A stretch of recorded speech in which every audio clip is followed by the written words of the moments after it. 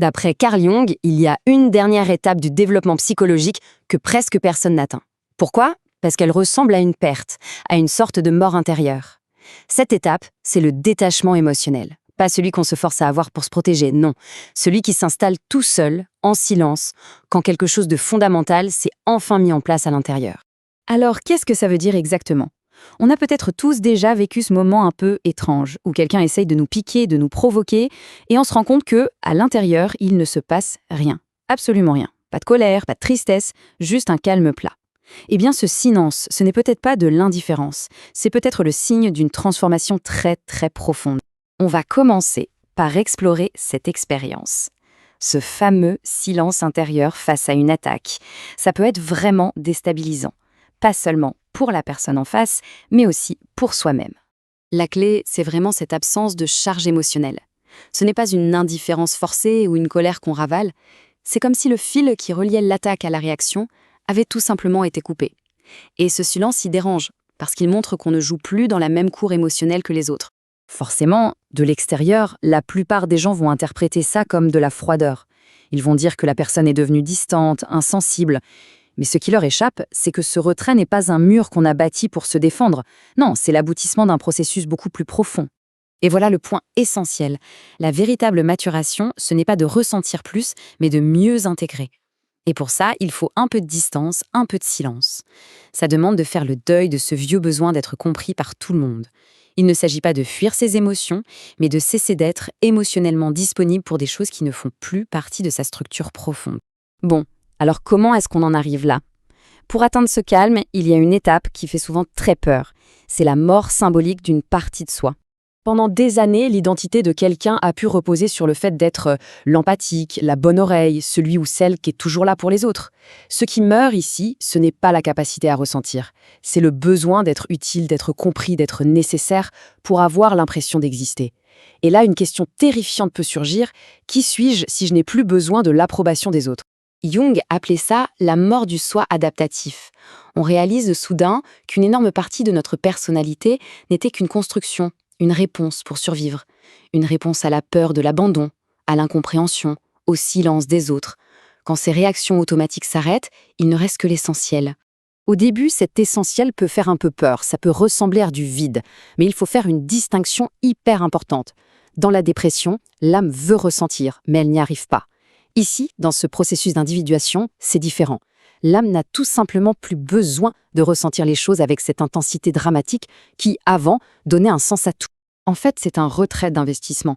La psyché arrête d'envoyer de l'énergie dans des relations, dans des schémas qui ont fait leur temps. À ce stade, ce n'est même plus une question de fierté. L'âme ne rentre plus dans les vieux jeux, simplement parce qu'il y a une incompatibilité structurelle. C'est devenu impossible. Une fois que cette ancienne identité commence à se dissoudre, un processus encore plus solitaire démarre. C'est une phase que Jung appelait l'épreuve sans témoin. Absolument personne ne voit ce qui se joue. Des situations qui, avant, auraient déclenché une véritable tempête intérieure, ne provoquent plus rien. Un commentaire déplacé, une petite trahison, la psyché se teste elle-même, en silence. Et à chaque fois qu'elle ne réagit pas, quelque chose se solidifie à l'intérieur. Ce n'est pas de l'indifférence, c'est de l'intégration pure et simple. C'est comme ça que l'ombre, vous savez, cette partie de nous qu'on n'aime pas trop regarder, finit par s'intégrer. Pas en faisant des années d'analyse, mais simplement en arrêtant de la projeter sur les autres. Quand la réaction émotionnelle à une blessure disparaît, on comprend que le problème, ce n'était jamais vraiment l'autre, c'était ce qu'on refusait de voir en soi-même. Une ombre a besoin d'un mur pour exister, pour qu'on puisse la voir. Quand on se retire émotionnellement, le mur disparaît. Il n'y a plus de scène de théâtre, plus d'ennemis. Alors l'ombre, elle se dissout tout simplement parce qu'elle n'a plus de surface sur laquelle se projeter. Et c'est là que ça devient difficile.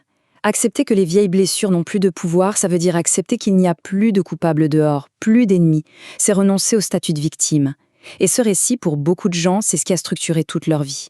C'est très, très dur à lâcher. Mais une fois que l'ombre est intégrée et que le récit de victime est abandonné, ça laisse la place à quelque chose de complètement nouveau.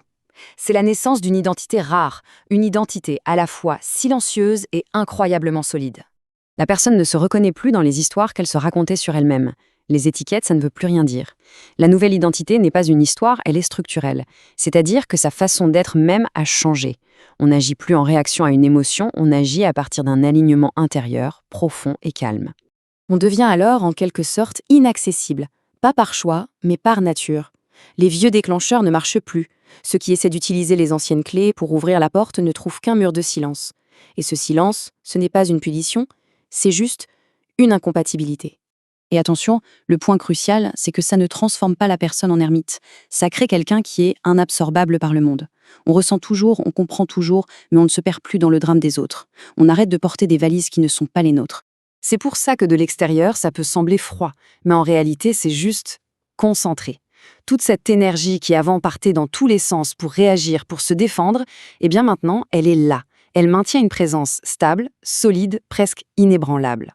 Cette nouvelle identité ne se défend pas, elle ne donne juste plus l'accès. Ce qui est fou, c'est que ces transformations, elles ne s'accompagnent d'aucun feu d'artifice, d'aucune grande victoire à célébrer. C'est un ajustement tout discret.